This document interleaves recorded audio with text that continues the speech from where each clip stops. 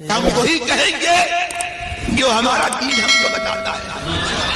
عمل کرو تو تمہارا بھلا ہے، نہیں کوئی عمل کرے تو نقصان ہمارا. قل بفضل اللہ وبرحمتہ فبذلک فلیفرحوا هو خیر مما یجمعون. صدق اللہ العظیم. السلام علیکم ورحمۃ اللہ وبرکاتہ. بارگاہ رسالت مآب صلی اللہ علیہ وسلم میں درود پاک کا نذرانہ پیش کر لیں. اللہم صلی علی سیدنا ومولانا محمد وبارک وسلم صلاۃ وسلاما علیک یا رسول اللہ صلی اللہ تعالی علیہ وسلم. السلام علیکم ورحمۃ اللہ وبرکاتہ. میرے آقا حضور سید عالم صلی اللہ تعالی علیہ وسلم کہ میلاد شریف کا مہینہ ہے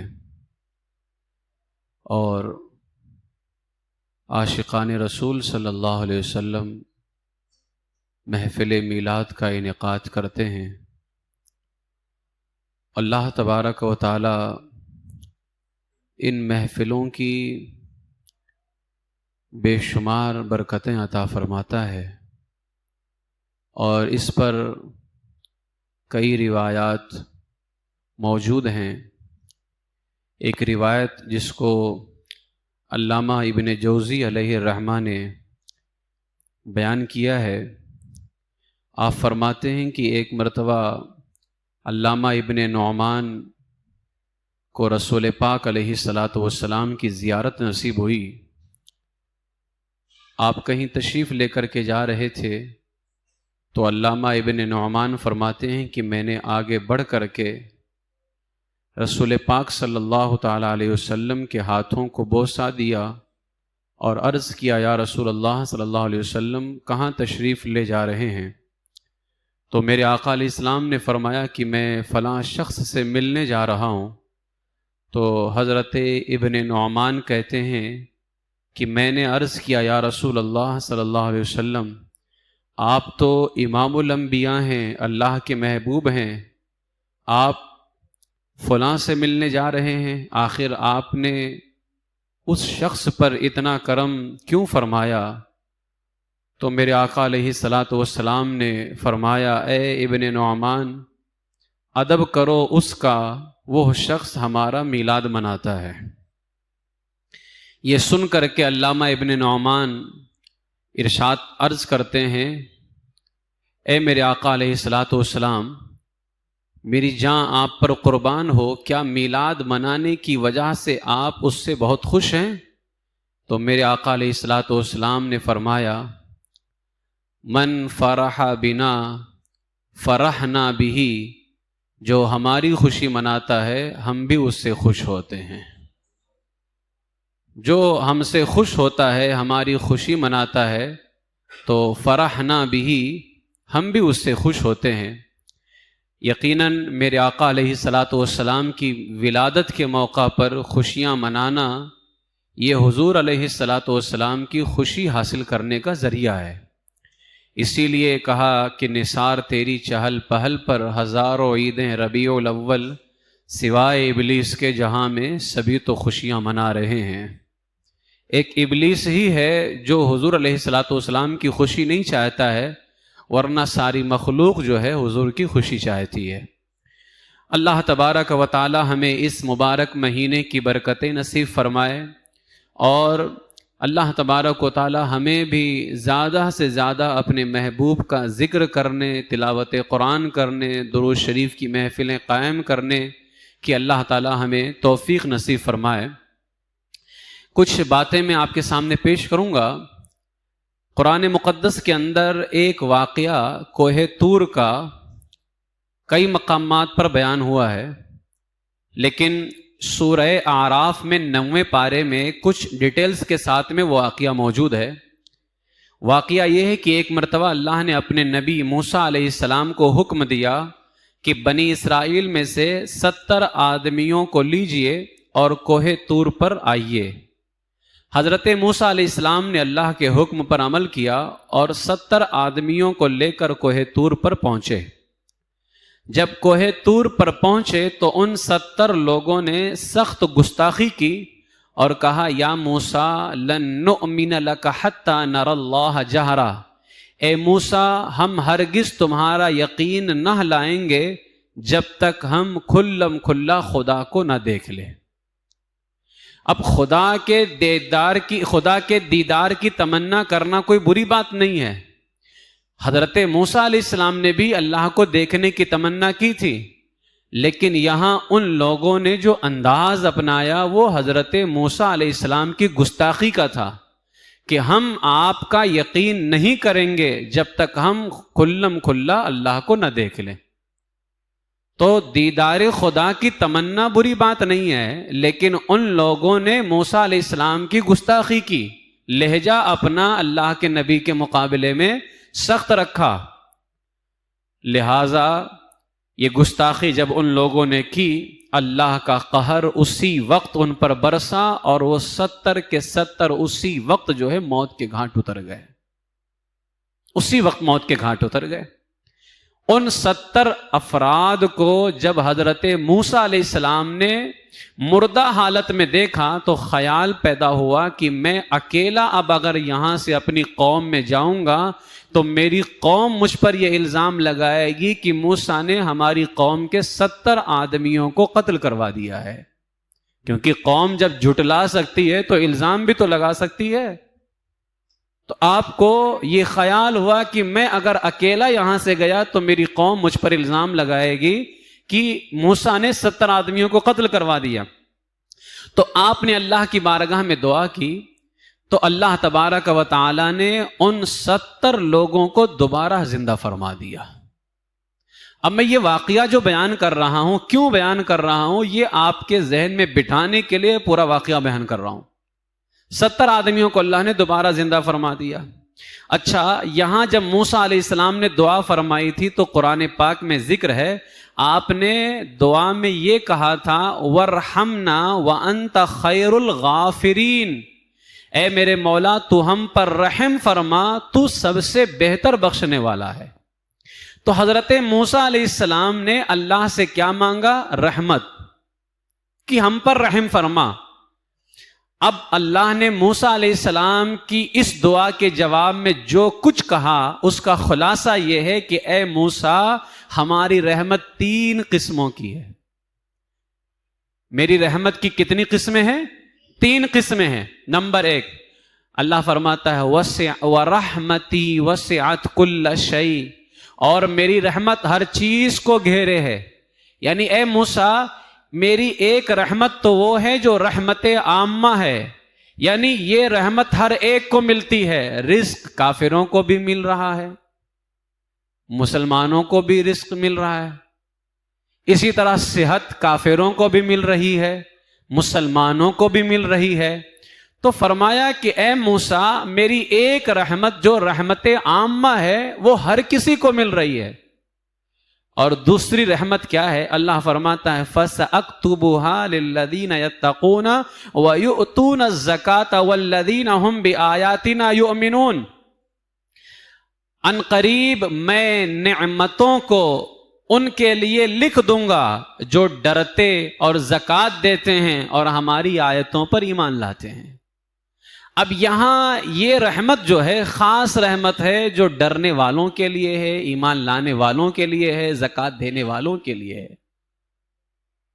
تو یہ رحمت کون سی ہوئی؟ خاص رحمت ہوئی، اور اللہ تبارک و تعالیٰ نے یہ والی رحمت موسیٰ علیہ السلام کی اس امت کو عطا کیا، اور اللہ تبارک و تعالیٰ نے ان 70 لوگوں کو زندہ فرما دیا۔ ٹھیک ہے، تیسری رحمت کیا ہے؟ اللہ فرماتا ہے الذین یتبعون الرسول النبی الامی، وہ جو غلامی کریں گے اس رسول بے پڑھے غیب کی خبریں دینے والے کی۔ یعنی اے موسیٰ، میری ایک رحمت تو جو عام ہے ہر کسی کو مل رہی ہے، اور ایک رحمت وہ ہے جو تم پر بھی ایمان لانے والوں کو ملی ہے، زکوٰۃ دینے والوں کو بھی ملی ہے، ڈرنے والوں کو، یعنی خاص رحمت ہے میری۔ اور ایک رحمت وہ ہے اے موسیٰ جو خاص الخاص ہے، یعنی خاص میں بھی خاص ہے، اور وہ رحمت کیا ہے؟ وہ رحمت یہ ہے کہ امتوں میں سب سے افضل ہونا، قیامت میں جنت میں سب سے پہلے داخل ہونا، یہ میری خاص رحمت میں سے بھی خاص ہے، اور یہ خاص میرے محبوب کے غلاموں کے لیے ہے۔ الذین یتبعون الرسول النبی الامیہ، یہ رحمت خاص ان کے لیے ہے جو میرے محبوب کے سچے غلام ہوں گے۔ لہٰذا اے موسیٰ، تمہاری قوم میں سے جو بنی اسرائیل میرے محبوب کا زمانہ پائیں گے، ان کی پیروی اختیار کریں گے، تو ہماری خاص الخاص رحمت انہیں بھی حاصل ہوگی۔ تو اللہ کی تین رحمتیں ہیں۔ ایک رحمت وہ ہے جو ہر کسی کو مل رہی ہے، چاہے وہ اللہ کو ماننے والے ہوں یا نہ ماننے والے ہوں۔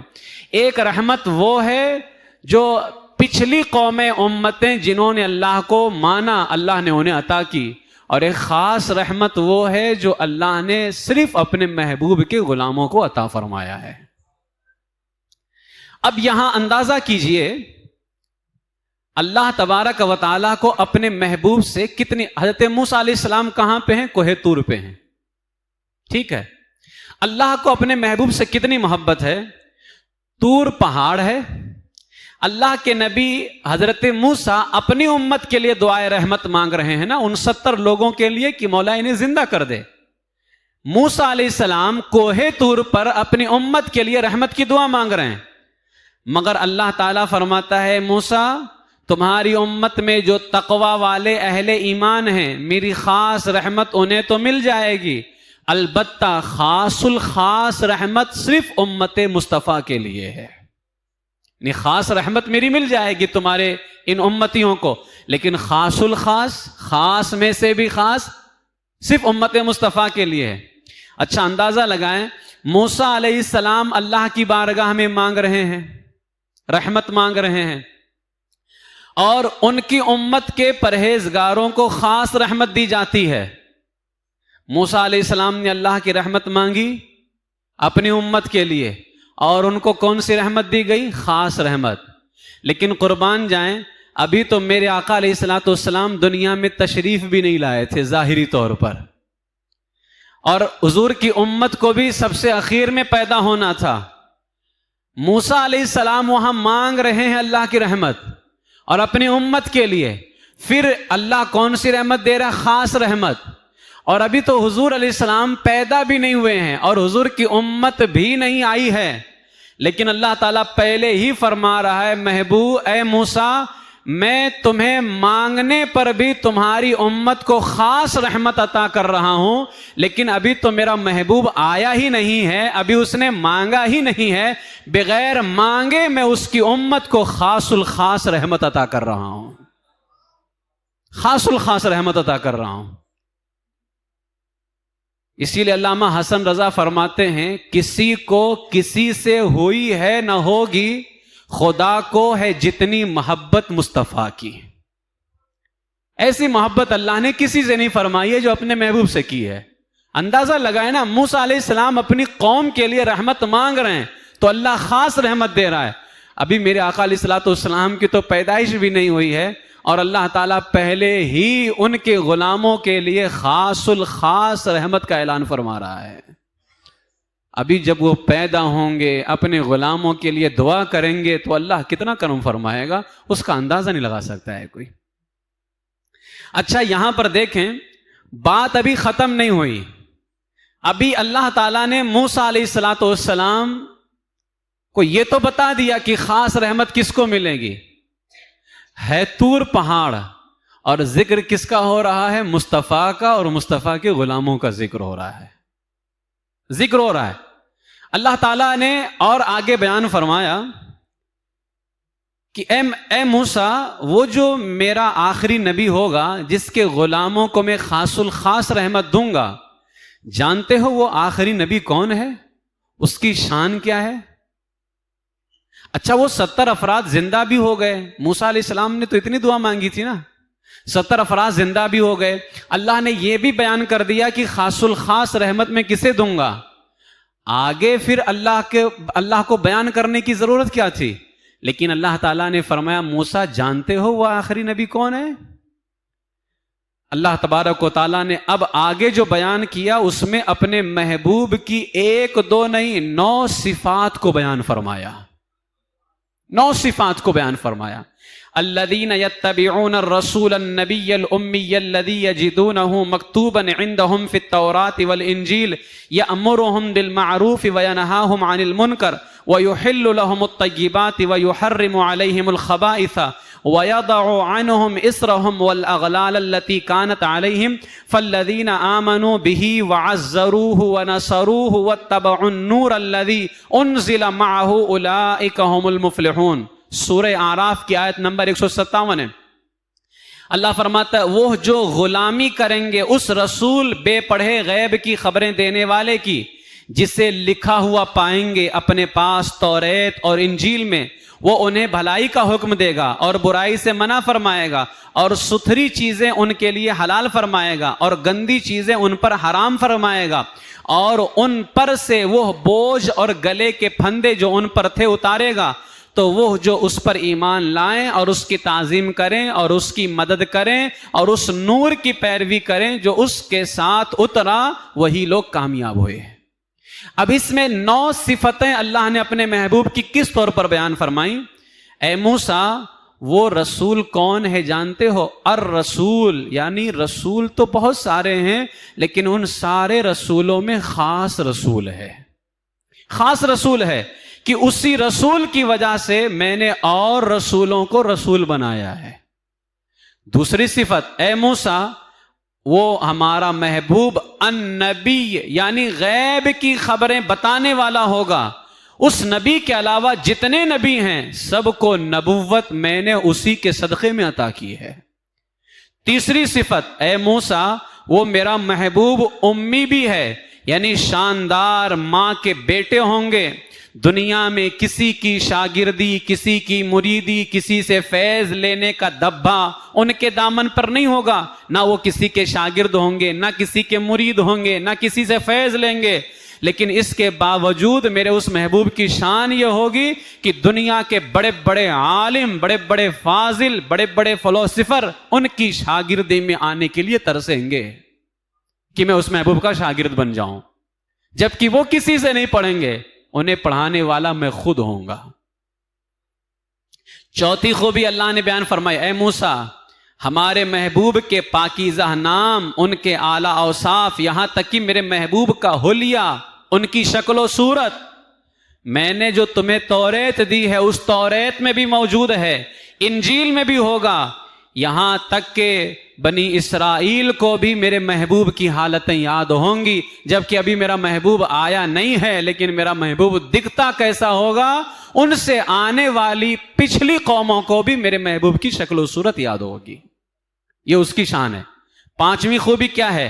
اللہ نے فرمایا، اے موسیٰ، وہ میرا محبوب لوگوں کو اچھی بات کا حکم دیں گے۔ چھٹی خوبی کیا ہے؟ بری باتوں سے منع کریں گے۔ ساتویں خوبی کیا ہے؟ اے موسیٰ، اچھی چیزیں جو بنی اسرائیل پر ان کی نافرمانی کی وجہ سے حرام کر دی گئی ہیں، جیسے سنیچر کے دن شکار کرنا۔ بھائی شکار کرنا کسی دن حرام نہیں ہے، لیکن بنی اسرائیل پر سنیچر کے دن حرام تھا، شکار نہیں کر سکتے تھے۔ تو اللہ نے فرمایا، اے موسیٰ، بنی اسرائیل پر نافرمانیوں کی وجہ سے جو حرام کر دی گئی ہیں، ہمارا محبوب اپنے غلاموں کے لیے اسے حلال کر دے گا۔ حلال چیزوں کو حلال کرے گا، حرام چیزوں کو حرام کرے گا۔ اور پھر آٹھویں خوبی یہ بیان فرمائی کہ اے موسیٰ، وہ چیزیں جو بنی اسرائیل کے لیے عارضی طور پر ٹیمپریری جو ہے حلال ہیں، میرا محبوب ان تمام چیزوں کو حلال کر دے گا ہمیشہ ہمیش کے لیے، جیسے شراب وغیرہ ہے، میرا محبوب ان چیزوں کو حرام کر دے گا۔ اور نویں خوبی اللہ نے بیان فرمائی، اے موسیٰ، میرا محبوب جو آنے والا ہے، اگر تمہاری قوم ان کی پیروی کرے گی، جب ان کا زمانہ پائے گی، تو تمہاری قوم کے اوپر سے بھی میرا محبوب وہ بوجھ اتار دے گا۔ کون سا بوجھ؟ جو سخت احکام شرع ہیں۔ جیسے بنی اسرائیل میں یہ شریعت کا حکم تھا کہ اگر کپڑا ناپاک ہوتا تھا تو ہم دھل لیں تو پاک ہو جائے گا، لیکن بنی اسرائیل میں ایسا تھا کہ کپڑا ناپاک ہوا تو اس کو کاٹنا پڑتا تھا، تب جا کے کپڑا پاک ہوتا تھا۔ اسی طریقے سے جس عضو سے گناہ ہو اسے کاٹ کر جسم سے علیحدہ کرنا پڑتا تھا یا جلانا پڑتا تھا اس کو، تب جا کر کے پاک ہوتا تھا۔ یہ کتنا سخت حکم تھا۔ اللہ نے فرمایا اے موسیٰ، وہ میرا محبوب جب آئے گا تو وہ جو بوجھ ہوگا، بوجھ وہ میرا محبوب اتار دے گا۔ الغرض میرا محبوب مشکلوں کو حل کرنے والا ہوگا، آفتوں بلاؤں کو دور کرنے والا ہوگا۔ اندازہ لگائیں کہ یہاں پر غور کیجئے، مقام کون سا ہے؟ کوہ طور ہے۔ کوہ طور مقام ہے، دنیا کے افضل ترین پہاڑوں میں سے ایک پہاڑ ہے کوہ طور، اور یہی وہ کوہ طور ہے جہاں اللہ تعالیٰ نے اپنی تجلی نازل فرمائی۔ موسیٰ علیہ السلام نے دیکھا تو زمین پر آ گئے۔ گویا طور پہاڑ ہے اور محفل کس کے ذکر کی سجی ہوئی ہے؟ مصطفیٰ کریم صلی اللہ علیہ وسلم کے، حضور کی خوبیاں بیان ہو رہی ہے۔ طور پہاڑ ہے، محفل مصطفیٰ کے ذکر کی سجی ہوئی ہے، اور ذکر کون کر رہا ہے؟ خود اللہ تبارک و تعالیٰ کر رہا ہے۔ اور سن کون رہا ہے؟ حضرت موسیٰ علیہ السلام سن رہے ہیں، اور آپ کی قوم کے 70 لوگ سن رہے ہیں۔ میں کہتا ہوں ابھی میرے آقا آئے نہیں ہیں اور طور پہاڑ پہ اللہ ان کے ذکر کی محفل قائم کر رہا ہے، وہاں ذکر مصطفیٰ کر رہا ہے اور موسیٰ سن رہے ہیں۔ اب تو وہ آ چکے ہیں، اب ہم کیوں نہ کہیں سب سے اولا و اعلیٰ ہمارا نبی، سب سے بالا و والا ہمارا نبی، اپنے مولا کا پیارا ہمارا نبی، دونوں عالم کا دولہ ہمارا نبی، ملک کونین میں انبیاء تاجدار، تاجداروں کا آقا ہمارا نبی، خلق سے اولیاء، اولیاء سے رسول، اور رسولوں سے اعلیٰ ہمارا نبی۔ کوہ طور ہے اور وہاں محفل جس کے ذکر کی سج رہی ہے وہ مصطفیٰ کریم صلی اللہ تعالیٰ علیہ وسلم کے ذکر کی محفل ہے۔ کیا اب بھی حضور کے ذکر کی محفل قائم نہ کی جائے؟ جبکہ اللہ تعالیٰ طور پہاڑ پہ محفل ذکر مصطفیٰ جو ہے وہاں قائم کرتا ہے، اور جو ہے اللہ تبارک و تعالیٰ اپنے محبوب کا ذکر فرماتا ہے۔ آج لوگ تنقید کرتے ہیں، جب دیکھو تب محفل میلاد، جب دیکھو تب محفل میلاد، رمضان میں محفل میلاد، ربیع الاول میں محفل میلاد، کوئی شادی بیاہ ہو تب محفل میلاد، کوئی مر جائے تب بھی محفل میلاد۔ چلو شادی بیاہ میں سمجھ میں آتا ہے کہ خوشی ہے تو محفل میلاد کر لیا، یہ سنی لوگ مر جاتے ہیں تب بھی محفل میلاد کرتے ہیں۔ تو میں آسان لفظوں میں جواب یہ دینا چاہتا ہوں، تم نے محفل میلاد کو سمجھا ہی نہیں ہے۔ محفل میلاد ہم خوشی کے موقع پہ اس لیے کرتے ہیں تاکہ اللہ تعالی ہماری خوشی کو اور بڑھا دے، اور غم کے موقع پہ محفل میلاد اس لیے کرتے ہیں تاکہ اللہ تعالی ہمارے غموں کو دور فرما دے۔ اس وجہ سے ہم سنی، چاہے خوشی کا موقع ہو یا غم کا موقع ہو، چاہے وہ ربیع الاول کا موقع ہو، رجب کا موقع ہو، رمضان کا موقع ہو، جو بھی موقع ہو، ہمارے یہاں محفل میلاد کا انعقاد اسی لیے ہوتا ہے تاکہ اللہ تعالی ہماری خوشیوں کو بڑھا دے اور غموں کو دور فرما دے۔ اچھا، یہاں پر جو لوگ تنقید کرتے ہیں کہ یار یہ سنی لوگ جب وقت نہیں ہوتا تب بھی محفل کرتے ہیں، مجھے بتائیے کوہ طور پر ذکر کی محفل ہوئی نا، اور کس کے ذکر کی؟ مصطفیٰ کریم صلی اللہ علیہ وسلم کے۔ اچھا، وہ کون سا موقع تھا ذکر کرنے کا؟ 70 لوگ موت کے گھاٹ اتار دیے گئے، گویا ان پر اللہ کا عذاب نازل ہوا نا۔ جہاں اللہ کا عذاب نازل ہوا، اب موسیٰ علیہ السلام نے دعا مانگی، تو اب مجھے بتاؤ یہ ذکر مصطفیٰ کا کون سا موقع تھا؟ بھائی وہاں تو ان پہ عذاب نازل ہوا، اور موسیٰ علیہ السلام نے ان کے لیے رحمت کی دعا مانگی ہے۔ اس پورے واقعے کو آپ دیکھ کر کے بتائیں کہ کیا اس پورے واقعے میں کوئی لمحہ ایسا ہے جو ذکر مصطفیٰ کا تقاضا کرتا ہے کہ ذکر مصطفیٰ کیا جائے؟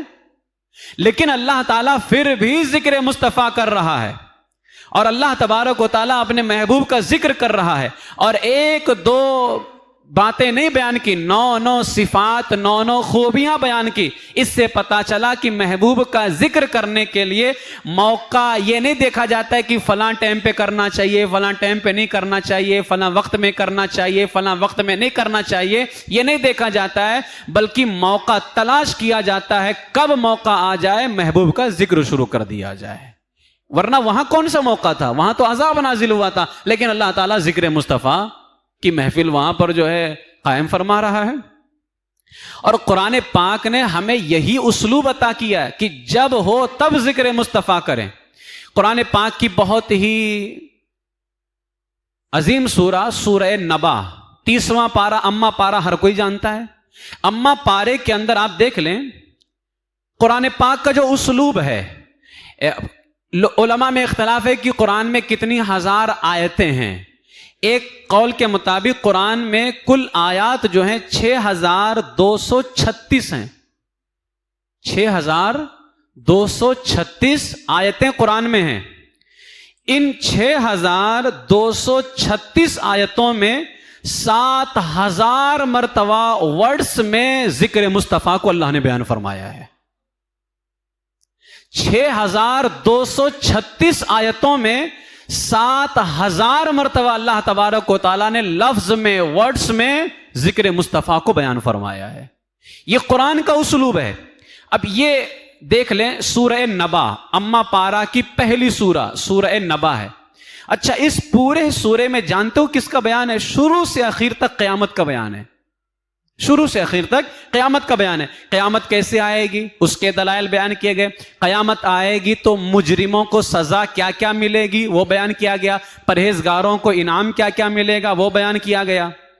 گویا پوری سورہ کے اندر یہی ذکر ہے. اچھا، اب آپ کا ذہن یہ کہہ رہا ہے کہ یہاں کہیں اس سورہ میں ذکر مصطفیٰ ہونا چاہیے. یہاں مجرموں کا ذکر ہے، پرہیزگاروں کو انعام دیا جا رہا ہے، قیامت کا ذکر ہے. لیکن قربان جائے اللہ تعالیٰ نے اس سورہ میں بھی ذکر مصطفیٰ کو بیان فرمایا ہے. ایک آیت کریمہ سورہ نبا کی آیت نمبر 36 ہے، جزاء من ربک عطاء حسابا، صلہ بدلہ تمہارے رب کی طرف سے نہایت کافی ہے. تمہارے رب کی طرف سے. یہاں ایک ذہن میں سوال پیدا ہوتا ہے کہ بات چل رہی تھی قیامت کی، اور بات یہ چل رہی تھی کہ جنت میں پرہیزگاروں کو انعام کیا کیا ملے گا. اللہ تعالیٰ نے فرمایا من ربکا، تمہارے رب کی طرف سے. آخر جنتیوں کا انعام تو بیان کرنا تھا نا کہ جنتیوں کو یہ انعام دیا گیا، تو کہہ دیا جاتا جزاء من رحمان، رحمان کی جانب سے انعام دیا گیا. جزاء من رب العالمین، ساری کائنات کے رب کی جانب سے انعام دیا گیا. یہ سب کہا جا سکتا تھا کیونکہ انعام اللہ دے رہا ہے اور جنتیوں کو دے رہا ہے. تو رحمان کی جانب سے انعام ملا، ساری کائنات کے پالنہار کی جانب سے انعام ملا، یہ سب کہا جا سکتا تھا. اللہ کے بہت سارے صفاتی نام ہیں، جزاء من رحیم ہے، جزاء من السمیع ہے، جزاء من العلیم ہے، جزاء من الخبیر ہے. کچھ بھی کہا جاتا تھا. جزاء من ربک کیوں کہا؟ تمہارے رب کی طرف سے انعام دیا گیا. یہ کیوں کہا گیا؟ تو علامہ محمود آلوسی فرماتے ہیں وجہ یہ ہے لتشریف ہی رسول پاک علیہ الصلاۃ والسلام کی عظمت اور ان کے شرف اور فضل کو بیان کرنے کی وجہ سے کہ اے جنتیوں، تمہیں انعام جو دیا جا رہا ہے یہ مصطفیٰ کے رب کی طرف سے دیا جا رہا ہے، جبکہ وہ ساری کائنات کا رب ہے. جزاء من ربک، محبوب تمہارے رب کی طرف سے. تو مجھے بتاؤ کیا وہ صرف مصطفیٰ کا رب ہے یا ساری کائنات کا رب ہے؟ ساری کائنات کا رب ہے. لیکن یہاں بھی اللہ تعالیٰ نے لفظ کاف بیان کر کے جزاء من ربک، محبوب تیرے رب کی طرف سے، اپنے محبوب کو بیان کر کے کہا کہ جہاں کہیں بھی ہو میرے محبوب کا ذکر ہونا چاہیے. اب پوری سورہ کے اندر جبکہ قیامت کا ذکر ہے، مجرموں کی سزاؤں کا ذکر ہے، متقی پرہیزگاروں کے انعامات کا ذکر ہے، اور اس میں بھی اللہ تبارک و تعالیٰ نے محبوب کا ذکر فرمایا ہے. تو کوئی ایسا لمحہ ہماری زندگی میں خالی نہیں ہے جہاں ذکر مصطفیٰ نہ ہو، حضور کے ذکر کی محفل نہ ہو. اچھا مجھے بتائیں، جب جو ہے قرآن ہمیں یہ اسلوب دے رہا ہے کہ ذکر مصطفیٰ ہر لمحہ ہو، تو مجھے بتاؤ جب وہ مہینہ آ جائے جو میرے آقا کا مہینہ ہے، جو حضور کی ولادت کا مہینہ ہے، جس مہینے میں فرشتے بھی سلامی پیش کرنے کے لیے حضور کی بارگاہ میں حاضر ہو گئے، کعبہ بھی جھک گیا تھا، آسمان کے ستارے بھی جو ہے حضور کی بارگاہ میں سلامی پیش کر رہے ہوں. جب قرآن ہمیں یہ مزاج دے رہا ہے کہ ہر لمحہ ذکر مصطفیٰ ہونا چاہیے، مصطفیٰ کے ذکر کی محفل ہونی چاہیے، تو بتاؤ جب وہ مہینہ آ جائے جس مہینے میں حضور کی ولادت ہوئی ہے، حضور کا خاص مہینہ ہے، اگر حضور نہ آتے تو کچھ پیدا نہ کیا جاتا، اگر حضور نہ آتے تو نہ ہم ہوتے نہ آپ ہوتے، کوئی نہ ہوتا، تو مجھے بتاؤ جب وہ مہینہ آ جائے تو کیا اب عاشق حضور کے ذکر کی محفل قائم نہیں کریں گے؟ جبکہ قرآن ہمیں ہمیشہ محفل ذکر مصطفیٰ کا حکم دے رہا ہے، مزاج دے رہا ہے. تو جب وہ مہینہ آ جائے گا تو الحمدللہ ہم پھر کہیں گے امام احمد رضا کی زبان میں، خاک ہو جائیں عدو جل کر مگر ہم تو رضا، دم میں جب تک دم ہے ذکر ان کا سناتے جائیں گے. جب ہمیں قرآن مزاج دے رہا ہے تو ان کے ذکر کی محفلیں ہم جو ہے ہمیشہ قائم کریں گے. تیری آمد تھی کہ بیت اللہ ہم مجرے کو جھکا، تیری ہیبت تھی کہ ہر بت تھر تھرا کر گر گیا. قرآن پاک میں ایک آیت کریمہ ہے، سورہ فتح کی آیت نمبر 8-9 ہے. اللہ فرماتا ہے انا ارسلناک شاہدا ومبشرا ونذیرا لتؤمنوا باللہ ورسولہ وتعزروہ وتوقروہ وتسبحوہ بکرۃ واصیلا. بے شک ہم نے تمہیں بھیجا حاضر و ناظر اور خوشی اور ڈر سناتا، تاکہ اے لوگو تم اللہ اور اس کے رسول پر ایمان لاؤ اور رسول کی تعظیم و توقیر کرو اور صبح و شام اللہ کی پاکی بولو. اس آیت میں اللہ تعالیٰ محبوب کی تعظیم کرنے کا حکم دے رہا ہے. اس آیت کریمہ کی تفسیر کرتے ہوئے علامہ اسماعیل حقی فرماتے ہیں سرکار کے میلاد کی محفل سجانا بھی حضور کی تعظیم و توقیر کرنے میں شامل ہے، یہ جس کا اللہ نے حکم دیا ہے.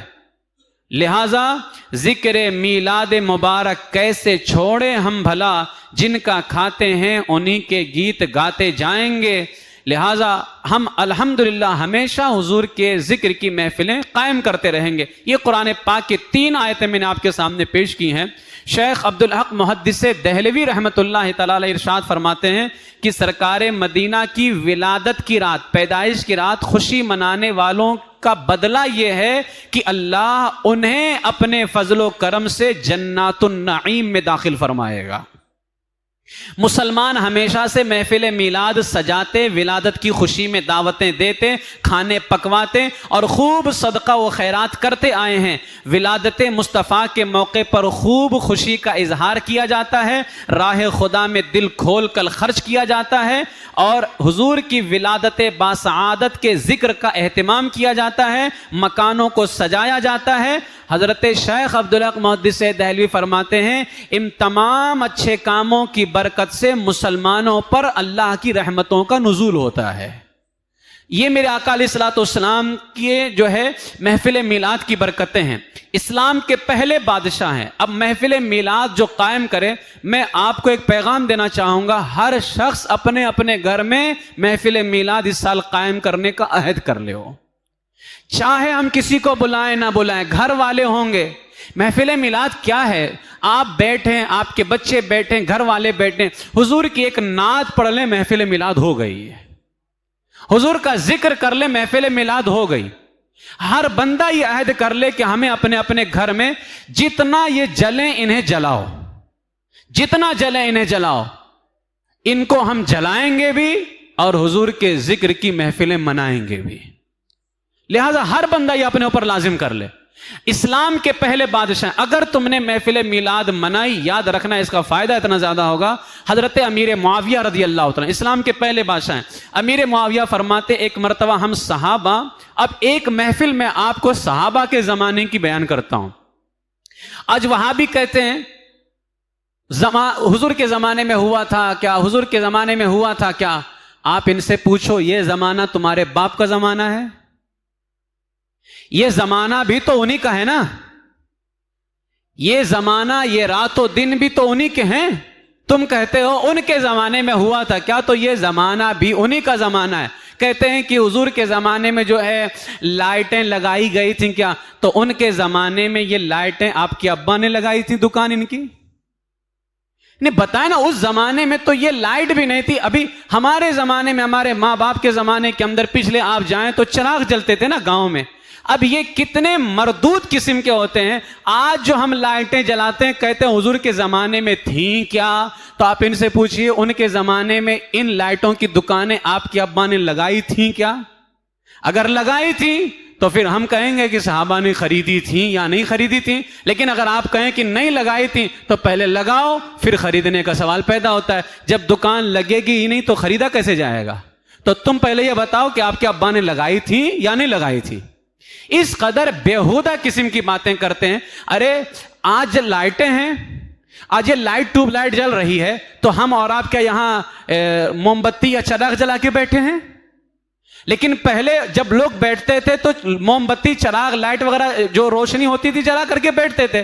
بھائی صحابہ جو بیٹھے ہوں گے تو کیا اندھیرے میں بیٹھے تھے؟ جو زمانے میں روشنی تھی وہ جلا کر کے بیٹھے. آج جو روشنی ہے ہم وہ جلا کر کے محفل میلاد کرتے ہیں. زمانے کے حساب سے جو سہولت ہوتی ہے آدمی اسی حساب سے کام کرتا ہے نا. اب کہتے ہیں یہ جو لائٹ جلاتے ہو یہ صحابہ کے زمانے میں تھا کیا؟ صحابہ نے خریدا تھا کیا؟ عجیب عجیب پاگلوں والی سوال کرتے ہیں. حضور علیہ السلام نے سچ فرمایا تھا آخری زمانے میں کچھ لوگ پیدا ہوں گے جو پاگلوں کی طرح باتیں کریں گے. یہ ان کا حال وہی ہے. اب یہ تو بالکل ایسے ہو گیا نا, کوئی آ کر کے پوچھے صحابہ ٹرین پہ بیٹھے تھے کیا؟ صحابہ فلائٹ میں بیٹھے تھے کیا؟ سوال کر سکتا ہے. صحابہ کار میں بیٹھے تھے کیا؟ صحابہ تو سب جو ہے کوئی گھوڑے پہ کوئی اونٹ پہ سواری کر رہا تھا. تب وہابیوں کو سب کو کہہ دو بھائی کل سے تم سب ایک ایک گھوڑا ایک ایک اونٹ رکھ لو. صحابہ کبھی ٹرین پہ نہیں بیٹھے, صحابہ کبھی فلائٹ میں نہیں بیٹھے. یہ سب فضول کی باتیں کرتے نا لوگ. زمانے کی جو سہولت ہوتی ہے آدمی اس حساب سے ہر جائز کام کرتا ہے. اب آج ہم حج کرنے جاتے ہیں, حج عبادت ہے, گھوڑے پہ بیٹھ کے جاتے ہیں, اونٹ پہ بیٹھ کے جاتے ہیں. صحابہ تو ایسے جاتے تھے, تو تم فلائٹ میں بیٹھ کے کیوں جاتے؟ عبادت کرو لیکن زمانے کی جو سہولیات ہوتی ہے نا آدمی ان کو استعمال کرتا ہے, اور اس کے استعمال میں کوئی چیز جو ہے حرام یا ناجائز کی نہیں ہوتی ہے. یہ فضول باتیں جاہلوں اور پاگلوں کی طرح باتیں کرتے ہیں. اب صحابہ بیٹھے ہوئے ہیں محفل قائم کر کے, میرے آقا علیہ السلام تشریف لے آئے. اب صحابہ اندھیرے میں تو نہیں بیٹھے ہوں گے نا کہ سب لائٹ بند کر کے بیٹھے ہوئے تھے. تم ثابت کر دو کہ صحابہ چراغ گل کر کے بیٹھے تھے, پھر ہم بتاتے ہیں. حضور علیہ السلام تشریف لے آئے. میرے آقا نے پوچھا ما اجلسکم, اے میرے صحابہ تم یہاں یہ حلقہ بنائے کیوں بیٹھے ہو؟ یعنی ایک دوسرے کے قریب اتنا کیوں بیٹھے ہو, کیا کر رہے ہو؟ گویا کہ کوئی خاص محفل تھی, تبھی نہ حضور پوچھ رہے ہیں کہ اے میرے صحابہ تم حلقہ بنائے کیوں بیٹھے ہو؟ عرض کیا یا رسول اللہ جلسنا ندعو اللہ ونحمدہ علی ما ہدانا لدینہ ومن علینا بکا. یا رسول اللہ, اللہ نے آپ کو بھیج کر جو ہم پر احسان کیا ہے اور آپ کے ذریعے ہمیں دین اسلام کی ہدایت اللہ نے عطا فرمائی ہے, ہم اسی نعمت پر اللہ کا شکر ادا کر رہے ہیں اور دعائیں کر رہے ہیں. آپ کو بھیج کر کے, میرے آقا اللہ نے آپ کو بھیج کر کے جو ہم پر احسان کیا ہے اور ہمیں دین دیا ہے, بس ہم اسی پہ شکر ادا کرتے ہیں. وہابیوں بیوقوفوں یہی تو ہم بھی کرتے ہیں نا. محفل میلاد کے اندر ذکر رسول کرتے ہیں اور اپنے کریم خالق سے کہتے ہیں مولا تیرا لاکھ لاکھ شکر ہے کہ تو نے ہم جیسے گنہگاروں کے درمیان ہمیں اپنا محبوب عطا فرمایا ہے. وہ ہر عالم کی رحمت ہیں, کسی عالم میں رہ جاتے یہ ان کی مہربانی ہے کہ یہ عالم پسند آیا, ورنہ حضور ہر عالم کی رحمت ہیں. یہی تو ہم بھی کرتے ہیں. اب حضرت امیر معاویہ اور صحابہ نے کیا کہا یا رسول اللہ, اللہ نے آپ کو بھیج کر کے جو ہم پر اللہ نے احسان کیا ہے اور آپ کے ذریعے دین اسلام عطا کیا, بس ہم یہی ذکر کر رہے ہیں کہ آقا آئے, اللہ نے ہم پر احسان کیا, ہم کہاں بھٹک رہے تھے, اندھیرے میں تھے, اور میرے آقا آئے تو ہمیں اندھیرے سے نکال کر کے نور عطا کر دیا. یا رسول اللہ ہم یہی ذکر کر رہے ہیں, بس یہی ذکر کر. اچھا آپ مجھے اپنے ذرا سا سوچ کر کے بتاؤ, آج بھی تو یہی ذکر ہوتا ہے نا, یہی تو ہم ذکر کرتے ہیں. اور یہی محفل اس وقت جمی ہوئی تھی. تو میرے آقا نے پھر پوچھا, جب صحابہ نے اتنا کہا یا رسول اللہ بس ہم آپ جو آئے ہم اسی بات پہ اللہ کا شکر ادا کر رہے ہیں, تو میرے آقا نے فرمایا اے میرے صحابہ کیا تم لوگ قسم کھاتے ہو کہ اسی کام کے لیے بیٹھے ہو؟ اب یہاں تو وہابی کو موقع مل جائے گا، حضور کو نہیں معلوم تھا تبھی تو قسم کھلوا رہے ہیں، لیکن یہاں مسئلہ وہ نہیں ہے، مسئلہ کچھ اور ہے، آگے بیان ہو رہا ہے۔ میرے آقا نے پوچھا اے میرے صحابہ بتاؤ کیا تم سب اسی لیے بیٹھے تھے قسم کھاتے ہو؟ یعنی کوئی اور مقصد نہیں تھا نا، بس میرا ہی ذکر ہو رہا تھا نا، میرے میلاد کا ہی تو ذکر ہو رہا تھا کہ میں آیا، قسم کھاؤ گے کہ اسی مقصد کے لیے بیٹھے تھے؟ تو صحابہ نے کہا اللہ کی قسم ہم صرف اور صرف یا رسول اللہ آپ کے میلاد کا ہی ذکر کر رہے تھے، آپ کے میلاد کا ہی ذکر کر رہے تھے کہ آپ آئے تو ہمیں سب کچھ ملا ہے یا رسول اللہ، ہم قسم کھاتے ہیں۔ اب میرے آقا نے خود بیان فرمایا اے میرے صحابہ میں نے قسم اس لیے نہیں اٹھوائی کہ مجھے تم پر کوئی شک تھا یا میں جانتا نہیں تھا، اس لیے قسم نہیں اٹھوائی ہے، یہ نہ سمجھنا کہ میں جانتا نہیں تھا یا مجھے تم پہ کوئی شک تھا، بلکہ معاملہ کچھ اور ہے، قسم اٹھوانے کا معاملہ کچھ اور ہے، وہ ابھی سمجھ نہیں پاتا اور بک دیتا ہے۔ میرے آقا نے فرمایا میرے صحابہ قسم اٹھوانے کا معاملہ کچھ اور ہے، کہا کیا ہے؟ فرمایا معاملہ یہ ہے کہ تم ادھر محفل میرے میلاد کی کر رہے تھے اور ابھی ابھی جبریل آئے اور بتایا یا رسول اللہ صحابہ آپ کے آنے کی خوشی میں بیٹھ کر کے اللہ کا شکر ادا کر رہے ہیں اور اللہ آسمانوں میں فرشتوں کے درمیان آپ کے صحابہ پہ فخر فرما رہا ہے۔ تم یہاں میلاد کی محفل کر رہے تھے اور اللہ آسمانوں میں فرشتوں کے درمیان تم پہ فخر فرما رہا تھا۔ میرے عزیزو بتاؤ ہم محفل میلاد کرتے ہیں نا تو ہم جیسے گنہگار کمینے کس لائق کہ اللہ ہم پہ فخر کرے، لیکن مصطفیٰ کے میلاد کی برکت اتنی ہے کہ ہم یہاں میلاد کرتے ہیں اور اللہ وہاں فرشتوں میں فخر فرماتا ہے کہ فرشتوں دیکھو اور بھی انبیاء آئے اور بھی رسول آئے، لیکن میرے اس محبوب کی شان کتنی نرالی ہے، 1400-1500 سال ہو گئے اس کو پیدا ہو کر کے، لیکن ذکر کی محفلیں دیکھ لو تو ایسا لگتا ہے کہ اسی سال پیدائش ہوئی ہے۔ یہ میرے آقا علیہ الصلوۃ والسلام کی محفل کی برکت ہے۔ وہ لوگ خدا شاہد قسمت کے سکندر ہیں جو سرور عالم کا میلاد مناتے ہیں، لہذا محفل میلاد قائم کریں۔ محفل میلاد کی بڑی برکتیں ہیں، علماء فرماتے ہیں میلاد منانا تعظیم مصطفیٰ کی ایک صورت ہے، حضور کی تعظیم۔ میلاد منا کر مسلمان اللہ کی بڑی نعمت کا ذکر کرتے، اللہ کے نعمت کا ذکر کرنا چاہیے، اللہ نے خود فرمایا، اور حضور بھی اللہ کی سب سے بڑی نعمت ہیں۔ ہم میلاد کر کے اللہ کی کس نعمت کا ذکر کرتے ہیں؟ سب سے بڑی نعمت کا۔ اور فرمایا علماء نے کہ میلاد کی برکت سے دل میں عظمت رسول بڑھتی ہے، میلاد کی برکت سے عشق رسول میں اضافہ ہوتا ہے، اور عشق رسول جب بڑھتا ہے تو علماء نے فرمایا ایمان مضبوط ہوتا ہے۔ گویا میلاد جتنا مناؤ گے ایمان اتنا زیادہ مضبوط ہوتا ہے، تو کیوں نہ وہ کام کرو جس سے ایمان مضبوط ہو جائے۔ اور فرمایا علماء نے ذکر مصطفیٰ کی محفل پر رحمت کے فرشتے اترتے ہیں، اور میلاد کی برکت سے دین و دنیا کی بے شمار برکتیں انہیں عطا ہوتی ہیں۔ امام جلال الدین سیوطی فرماتے ہیں جس گھر، جس مسجد یا جس محلے میں میلاد شریف پڑھا جائے فرشتے اس گھر، اس مسجد اور محلے کو گھیر لیتے ہیں، اور پھر گھیرنے کے بعد کیا ہوتا ہے؟ فرشتوں کے جو سردار ہیں جبرائیل، حضرت میکائیل، حضرت اسرافیل، حضرت اسرائیل، یہ میلاد شریف پڑھنے والوں کے لیے رحمت و رضوان کی دعا کرتے ہیں۔ جس گھر میں میلاد شریف پڑھا جائے اللہ اس گھر کو قحط سالی، وبائی امراض، آگ لگنے، ڈوبنے اور ایسی بہت سی آفات سے محفوظ رکھتا ہے۔ اس گھر کے رہنے والوں کو اللہ بغض، حسد، بری نظر، چوری وغیرہ کے خطرے سے بچاتا ہے، اور میلاد کی برکت سے اللہ اس گھر کے اہل خانہ کا کوئی فرد انتقال کر جائے، یعنی جس گھر میں میلاد منایا جا رہا ہے اگر اس گھر کے کسی آدمی کا انتقال کر جائے، امام جلال الدین سیوطی فرماتے ہیں اللہ اس پر قبر میں سوال پوچھنے والوں کے جو جواب ہوتے ہیں نا اللہ جواب میں آسانی پیدا فرما دیتا ہے۔ مصطفیٰ کے میلاد کی محفل دنیا میں بھی ملتی ہے، قبر میں بھی ملے گی اور آخرت میں بھی ملے گی، اور یہ ہمارے علماء نے اس کو بیان فرمایا ہے۔ حضرت خواجہ جنید بغدادی فرماتے ہیں محفل میلاد شریف میں اگر شرکت کریں اور اس محفل میں شرکت کرے کوئی تو فرماتے ہیں محفل میلاد میں شرکت کرنے کی برکت سے ایمان مضبوط ہو جاتا ہے، ایمان مضبوط ہو جاتا ہے، لہٰذا محفل میلاد کو قائم کریں۔ ایک آخری بات پیش کر کے میں اپنی گفتگو کو ختم کرتا ہوں کہ میلاد مصطفیٰ کی برکت کتنی زیادہ ہے اور اس کا فائدہ کتنا زیادہ ہے۔ حضرت عبد الواحد بن اسماعیل رحمۃ اللہ تعالی علیہ فرماتے ہیں، تذکرۃ الواعظین میں یہ واقعہ نقل کیا گیا، مصر میں ایک عاشق رسول رہتا تھا، ربیع الاول شریف کی آمد ہوتی تو پیارے آقا علیہ السلام کا جشن ولادت خوب جوش سے منایا کرتا۔ مصر کا ہے، عاشق رسول خوب جوش سے مناتا۔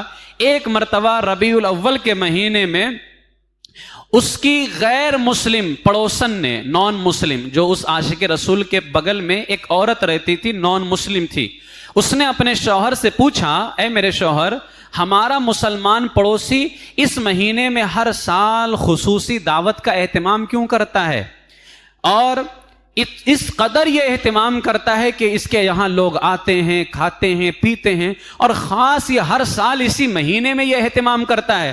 تو شوہر نے بتایا، اس اپنی بیوی کو، جو دونوں نان مسلم ہیں، شوہر نے بتایا اس مہینے میں اس مسلمان کے نبی کی ولادت ہوئی تھی، اس کے نبی کی ولادت۔ آپ اس سے اندازہ لگائیں، اگر تم محفل میلاد مناؤ گے تو لوگ یہ کہیں گے کہ اس مہینے میں ان کے نبی کی ولادت ہوئی ہے، اور جب اس نبی کا ذکر ہو تو ہم تو یہی چاہتے نا کہ کوئی یہ کہے یہ نبی کا دیوانہ ہے، یہ نبی کا غلام ہے، ہمیں ان کی نسبت عزیز ہے۔ تو اس نان مسلم نے کہا یہ ہر سال اس مہینے میں اتنا اہتمام اس لیے کرتا ہے کیونکہ اس مہینے میں اس کے نبی کی پیدائش ہوئی ہے، لہٰذا یہ اپنے محبوب کا جشن مناتا ہے، جشن ولادت مناتا ہے، اور مسلمان اس مہینے کی بہت تعظیم کرتے ہیں۔ جب اس شوہر نے اپنی بیوی سے کہا نا، غیر مسلم دونوں تھے، تو اس غیر مسلم عورت نے کہا، واہ، مسلمانوں کا طریقہ بھی کتنا پیارا ہے، یہ لوگ ہر سال اپنے نبی کا جشن ولادت مناتے ہیں۔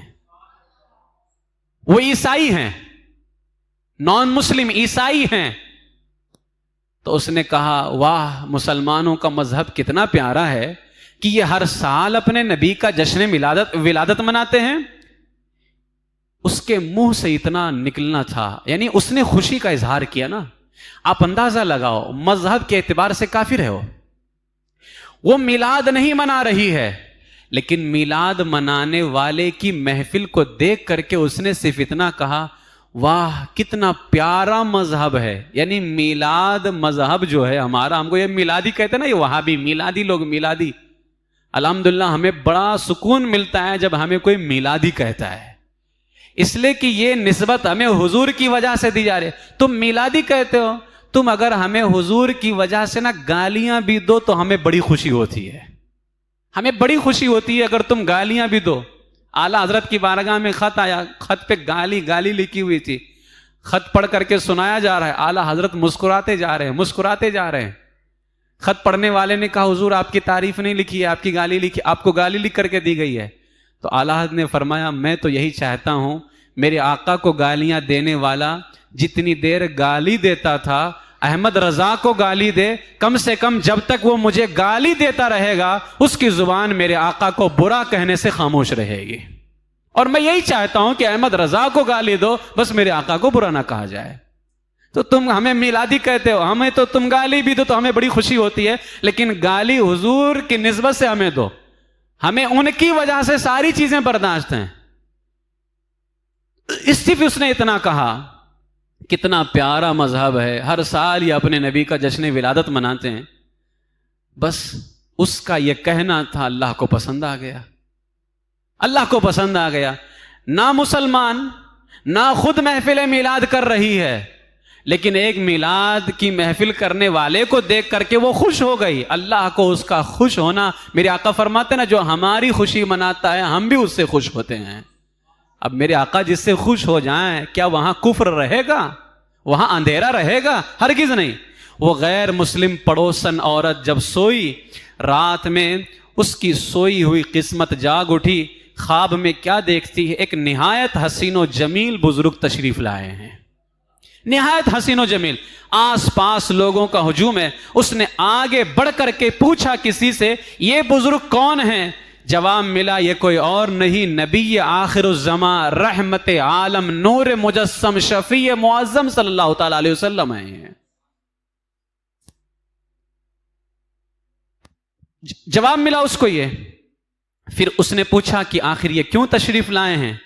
تو جواب ملا، حضور اس لیے تشریف لائے ہیں تاکہ تمہارے مسلمان پڑوسی کو جشن ولادت منانے پر خیر و برکت عطا فرمائیں۔ تو وہ تمہارے پڑوس میں ہے تو حضور تشریف لائے تو تمہیں بھی زیارت ہو گئی ہے، حضور اسے خیر و برکت دینے آئے لیکن تمہیں بھی ان کی زیارت ہو گئی۔ تو میرے آقا اس لیے تشریف لائے تاکہ اس میلاد منانے والے کو خیر و برکت عطا کریں اور اس سے ملاقات کریں۔ تو غیر مسلم عورت نے پھر پوچھا، کیا آپ کے نبی میری بات کا جواب عطا کریں گے؟ یعنی وہ تو ان کے لیے آئے ہیں، لیکن کیا میں غیر مسلم ہو کر کے اگر میں آپ کے نبی سے کچھ پوچھوں تو میری بات کا جواب عطا کریں گے؟ بتانے والے نے کہا ہاں جواب دیں گے۔ تو اس پر غیر مسلم نے حضور کو پکارا، اس عورت نے حضور کو پکارا۔ میرے آقا علیہ السلام نے جانتے ہو جواب میں کیا کہا؟ لبیک۔ اس عورت نے پکارا تو حضور نے فرمایا لبیک۔ وہ اتنا زیادہ متاثر ہوئی، بولتی ہے میں تو مسلمان نہیں ہوں پھر بھی آپ نے مجھے لبیک کہہ کر کے جواب دیا۔ لبیک کا مطلب ہوتا ہے میں حاضر ہوں، کہو کیا کہنا ہے۔ وہ کہتی ہے میں تو مسلمان نہیں پھر بھی آپ نے لبیک کہہ کر کے جواب دیا۔ میرے آقا نے فرمایا اللہ پاک کی طرف سے مجھے بتایا گیا ہے کہ ان قریب تو مسلمان ہونے والی ہے۔ اللہ کی جانب سے مجھے بتایا گیا ہے کہ ان قریب تو مسلمان ہونے والی ہے۔ جیسے ہی اس نے اتنا سنا، سب کچھ تو دیکھ چکی تھی کہ محفل میلاد ہر سال ان کے غلام مناتے ہیں، اور جو مناتے ہیں خواب میں اس نے یہ بھی دیکھ لیا کہ حضور انہیں انعام اور برکت بھی دینے آتے ہیں۔ جب اس نے اتنا سنا نا کہ وہ نبی کہتے ہیں کہ ان قریب مجھے اللہ نے بتا دیا ہے کہ تو جلد مسلمان بننے والی ہے، بے ساختہ پکار کے کہتی ہے یا رسول اللہ آپ صاحب خلق عظیم ہیں، جو آپ کی نافرمانی کرے وہ ہلاک ہو جائے گا، جو آپ کو نہ جانے وہ نقصان اٹھانے والا ہے۔ پھر وہ کہتی ہے اشہد ان لا الہ الا اللہ واشہد ان محمد رسول اللہ صلی اللہ تعالی علیہ وسلم۔ اس نے کلمہ پڑھا اور اسلام میں داخل ہو گئی۔ یہ خواب کا سارا منظر تھا۔ اچھا جب حضور تشریف لاتے ہیں نا تو میرے آقا نے فرمایا جس نے مجھے خواب میں دیکھا اس نے حقیقت میں مجھ محمد عربی کو ہی دیکھا ہے، مجھ کو ہی دیکھا ہے اس نے۔ ادھر اس نے خواب دیکھا، اسلام کی دولت مل گئی۔ اچھا یہ سب برکتیں کس کی ہو رہی تھی؟ محفل میلاد کی۔ یاد ہے نا شروع والا سبق، سب محفل میلاد کی برکتیں تھیں۔ اس کی آنکھ کھل گئی، وہ سچے دل سے مسلمان ہو گئی تھی۔ اب اس نے طے کر لیا کہ صبح جیسے ہی ہوگی، رات میں مسلمان ہوئی، اس نے طے کر لیا کہ یہ ساری برکت اس میرے پڑوس نے محفل میلاد کی تھی تو اس کی ہے۔ اب میں صبح اٹھوں گی، جیسے ہی صبح ہوگی اس نے عہد کر لیا ساری دولت پیارے آقا کی پیدائش کی خوشی میں لٹا دوں گی، نیاز کروں گی، غریبوں میں بانٹ دوں گی میں۔ اس نے یہ عہد کر لیا، رات میں ہی عہد کر لیا۔ اسلام کی دولت کسی کو مل جائے تو معمولی ہے، معمولی ہے یہ۔ آج لوگ کس قدر بےہودے اور بدتمیز قسم کے لوگ ہیں جنہوں نے کلمہ پڑھایا، آج انہی کی میلاد مناتے ہوئے موت آتی ہے۔ ان کے آنے کی، اپنے بیٹے کی برتھ ڈے برابر منائیں گے، لیکن جس نبی نے کلمہ پڑھایا، جس نبی نے سب کچھ عطا کیا، انہی کی محفل قائم کرنے میں کہتے ہیں قرآن سے دکھاؤ، حدیث سے دکھاؤ۔ یہ بھی کوئی دکھانے والی بات ہے؟ تم اپنے بیٹے کی پیدائش مناتے ہو، کبھی قرآن سے ڈھونڈا، کبھی حدیث سے ڈھونڈا کہ میرے بیٹے کی پیدائش پر یہ خوشی ہم مناتے ہیں؟ ہم یہ نہیں کہتے کہ تو غلط کر رہا، مناؤ، ہر کوئی مناتا ہے، لیکن جب اپنے بیٹے کی منا سکتے ہو تو اللہ کے محبوب کی کیوں نہیں منا سکتے ہو؟ تمہیں دلیلیں وہیں نظر آتی ہیں، وہیں دلیلیں تمہیں چاہیے۔ میرے آقا سیدی سرکار اعلی حضرت نے اسی لیے فرمایا آج لے ان کی پناہ، آج مدد مانگ ان سے، پھر نہ مانیں گے قیامت میں اگر مان گیا۔ تو اس نے رات میں عہد کر لیا، جب صبح اٹھی نا، اچھا اس نے رات میں عہد کیا تھا اپنے بارے میں کہ میں لٹا، شوہر تو اس کا وہ بھی غیر مسلم تھا نا۔ اس نے جب صبح اٹھی تو کیا دیکھتی ہے، اس کا شوہر جو ہے دعوت طعام کی تیاری میں مصروف تھا۔ پہلے ہی وہ سارا دسترخوان لگا رہا ہے، بانٹنے کی تیاری کر رہا ہے۔ سب تیار کر رہا ہے. اس نے دیکھ کر کے حیران ہو گئی. ابھی نئی نئی مسلمہ ہوئی تھی, رات میں مسلمان ہوئی ہے, صبح اٹھ کر کے سارا کچھ بانٹنے کا ارادہ تھا. دیکھتی ہے کہ میرا شوہر تو پہلے سے دسترخوان لگا رہا ہے. حیران ہو کر کے پوچھا, آپ یہ کیا کر رہے ہیں؟ تو شوہر نے کہا, تمہارے مسلمان ہونے کی خوشی میں دعوت کا اہتمام کر رہا ہوں. تمہارے مسلمان ہونے کی خوشی میں دعوت کا اہتمام کر رہا ہوں. عورت اور حیران ہو گئی. اس نے پوچھا, آپ کو کیسے معلوم چلا کہ میں مسلمان ہو گئی ہوں؟ شوہر بولا, میں بھی رات میں جس کے ہاتھ پہ تم نے کلمہ پڑھا ہے, میں نے بھی ان کے ہاتھ پہ کلمہ پڑھ لیا ہے. لہذا جس نے تمہیں کلمہ پڑھایا اس نے ہمیں بھی کلمہ پڑھایا. آمد سرکار سے ظلمت ہوئی کافور ہے, کیا زمین کیا آسماں ہر سمت چھایا نور ہے. لہذا اس نے کہا کہ جس نے تمہیں کلمہ پڑھایا اس نے ہمیں بھی کلمہ پڑھایا. اب مجھے نہیں پتا چلے گا کہ تم مسلمان ہو چکی ہو. اندازہ لگائیں کہ محفل میلاد کی کتنی برکت ہے میرے عزیزوں. باتیں تو بہت ساری ہیں, کیونکہ اب یہ ہم روزانہ جو ہے آج کل پرسوں پھر جمعرات کا دن گزار کر کے جو رات آنے والی ہے وہ خصوصی 12ویں شب ہے. تو انشاءاللہ تعالی اسی لیے ہم یہ محفلیں کر رہے ہیں تاکہ آپ کے دلوں میں عظمت مصطفیٰ کو بٹھا سکیں. اور الحمدللہ آپ خود اندازہ لگائیں, سن کر کے ہمارے ایمان کو کتنا مزہ آیا, کتنی لذت حاصل ہوئی. عہد کر لو, ہر کوئی عہد کر لے, لیکن طریقے سے محفل میلاد کرنا, جلوس میلاد. اسی لیے جلوس بھی دیکھیں آج کس قدر ہمارے لوگ بے ڈھنگ طریقے سے اور اس میں ناچتے ہوئے گاتے ہوئے. خدا کے واسطے ان جلوسوں کو بدنام نہ کرو, بدنام نہ کرو. اگر تم نے درود شریف پڑھتے ہوئے, نعت شریف پڑھتے ہوئے, مصطفیٰ کا ذکر کرتے ہوئے محفل میلاد منایا اور جلوس نکالا, میرا ایمان کہتا ہے جیسے لوگ پہلے مسلمان ہوتے نظر آتے تھے, آج ہمارے طریقے کو دیکھ کر کے انشاءاللہ لوگ کلمہ پڑھتے ہوئے نظر آئیں گے. لیکن ڈھنگ سے نکالو. اپنے محبوب کی پیدائش کی خوشی ناجائز طریقے سے نہ, تم وہ طریقہ اپناتے ہو انہی کی پیدائش کی خوشی منانے میں جس طریقے سے وہ ناراض ہوتے ہیں. میرے آقا علیہ السلام نے فرمایا, گانے اور لہو و لعب کے آلات, میوزک, ان سب کو میں ختم کرنے آیا ہوں. جن چیزوں کو محبوب ختم کرنے آئے تھے, آج انہی چیزوں کو اپنا کر کے تم ان کی پیدائش کی خوشی مناتے ہو. یہ بہت افسوس کی بات ہے. یہ جس نبی کی ہم پیدائش کی خوشی مناتے ہیں نا میرے عزیزوں, ہمیں چاہیے کہ ہم ان کی پیدائش کی خوشی کیسے منائیں جس میں وہ راضی ہوں. میرے آقا نے فرمایا نا, من فرح بنا, جو ہم سے خوش ہوتا ہے, فرحنا بھی, میں بھی اس سے خوش ہوتا ہوں. لہٰذا کوئی کام تو ایسا نہ کرے نا ان کو خوش کرنے میں جس سے وہ ناراض ہو جائیں. میرے امام نے جو پیغام دیا اس کو اپنے ذہن و فکر میں بٹھا لو. کام وہ لے لیجئے تم کو جو راضی کرے, ٹھیک ہو نام رضا تم پہ کروڑوں درود, مثل فارس زلزلے ہوں نجد میں. یعنی ہم ہمیشہ جو ہے حضور علیہ الصلوۃ والسلام کے ذکر کی محفلیں قائم کرتے رہیں گے اور اپنے آقا علیہ الصلوۃ والسلام کا ذکر کرتے رہیں گے. خاک ہو جائیں عدو جل کر مگر ہم تو رضا, دم میں جب تک دم ہے ذکر ان کا سناتے جائیں گے. اللہ تبارک و تعالی ہم سب کو محفل میلاد شریف کی برکتیں نصیب فرمائے, ہمارے آقا صلی اللہ تعالی علیہ وسلم کا صدقہ نصیب فرمائے, حضور علیہ السلام کی ولادت کی برکتیں اللہ تعالی ہم سب کو نصیب فرمائے. وآخر دعوایا ان الحمد للہ رب العالمین. السلام علیکم.